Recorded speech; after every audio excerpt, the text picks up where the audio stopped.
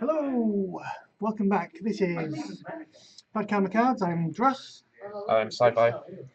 Right, we decided we're going to do a settlement. Yep. Flashing up right now should be showing that, well, obviously you can see our settlement that we've set up.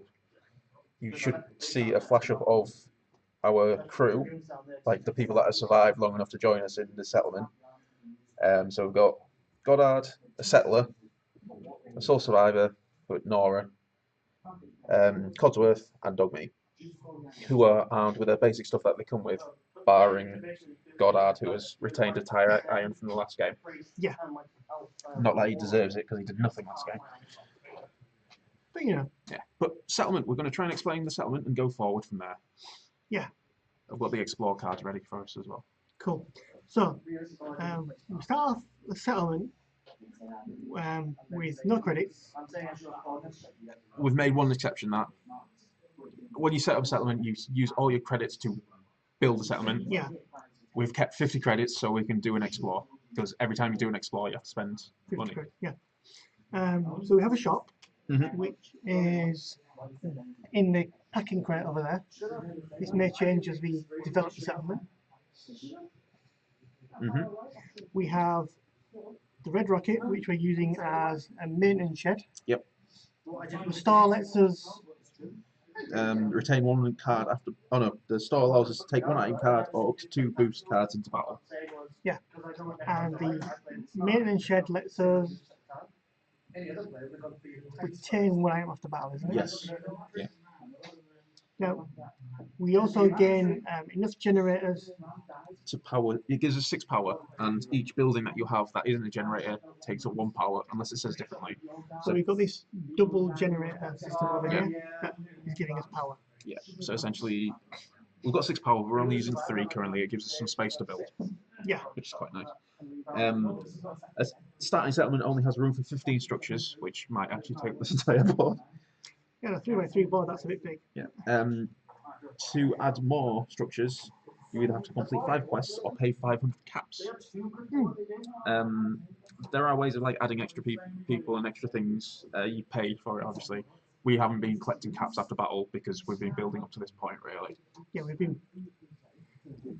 Our cell survivors just got out of. The deep freeze. Yeah. Staggered out, found Codsworth. Essentially, the sole survivor actually should be going from sole survivor up to. From day 1 to sole survivor. Yeah. Yeah. Which I've only just noticed in the rulebook actually as well. So she's no longer a sole survivor. She's sole survivor upgraded. Which, yeah, she is actually a lot better. Let's have a quick look. She's still only got the 10mm pistol. Survivors enter the battlefield with him. Sorry, I'm just having a quick read. That's fine. Okay.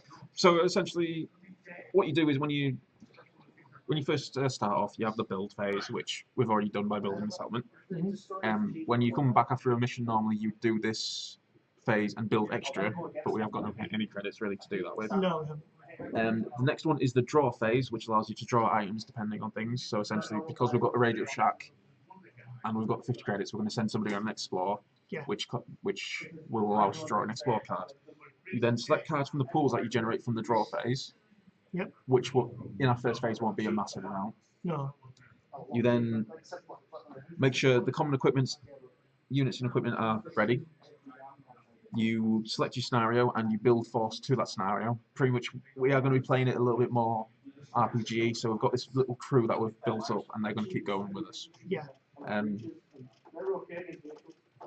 We'll try and we will try and like balance it out with the actual forces that we're fighting against. Yeah. So we've pretty much explained what we're going to do. Once we add structures, we'll explain what they do. I'll flash up as well what they do, hopefully. So we've built onto the draw phase. So what we have is a listening post. So we pay 50 caps, which is all we have. And this is the listening post. We're going to use the tower and the rocket as an RKO type radio tower. Randy Orton. No. No. Oh, choking now. So you pay 50 caps. The cost of sending a team out to draw and resolve one exploration card. Unlike most structures, a listening post can be used multiple times, but a player must pay the cost for each use. A listening post requires 1 power regardless of how many times it is used. The settlement may have only one of these structures. So, 50, you get one. Yep. Let's hope this is not a really horrible. Local patrols. The patrolling of the local area gives insight into the dangers that could be turned against aggressors. Consequence. Draw a danger card. A random non-friendly model immediately resolves the card.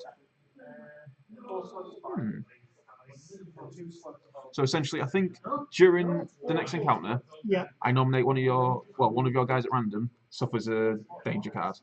Yeah. Which is pretty cool. So essentially, we're guerrilla warfaring it. Cool. I'm not entirely sure how you draw extra weapons. I guess that's just stuff in the game. Yeah.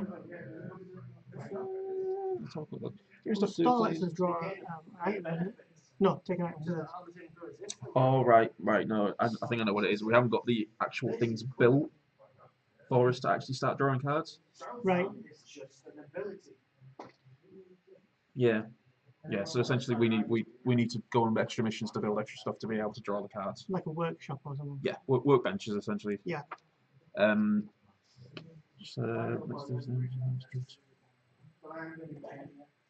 Yeah, essentially we also need to build things like armor shops, weapon shops. Let's have a quick look. Boost structures, exploration structures. Stand. Yes, so we need like a weapon stand, weapon shop, weapons emporium, and essentially that allows us to draw and keep one, draw and keep one, draw 2, keep 1, draw 3, keep 1.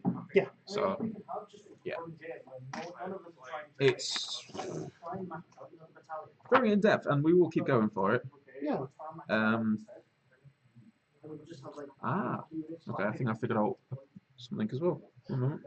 Cool. Soul Survivor, Wellness, Soul Survivor. Okay. Right. I've been looking on the card trying to figure out where it tells you what their starting weapon is, but it's actually on the AI card that tells you what the weapons are, so I've figured that out now. So let's have a quick look. A settler with assault rifle, so she's fine. Goddard. He's modelled with a laser pistol, but he doesn't start with a laser pistol. What does he start with? A baseball bat. Right. So ours is a little. I'll exchange that tire iron for a baseball bat, and he's retained the laser pistol from the last battle. Yeah. Soul Survivor. This one starts with a hunting rifle. Okay. So that's interesting. And Codsworth, mishanded. Yeah. So I'm going to do it. Dog meat start with anything? Just the dog bite. Just a dog bite. The scout one I think starts with something different, but I think it's the bandana, doesn't it? that'll be cool. We did. Codsworth, dog meat scout. No, he just starts with dog bite. All right. So I think you have to actually find the. Just to find a bandana for your dog. Yeah. Dog bite. Yeah. So that's one or two things we just learned there. Yeah. But we are going to keep building it. We might actually go into another scenario if we. Well, I think we've got enough time for another scenario if we choose to, like give them 2 mutants attack. Yeah. And we're actually going to be doing this as a co-op going forward now, so the AI is going to be taking over the. Super mutants. That's the guys. Yeah, I'm glad you're on the ball. Yeah. Yeah. So we will keep doing updates about the settlement and what's going on with it. So please keep up with us. Thank you. Listening. That too. Bye.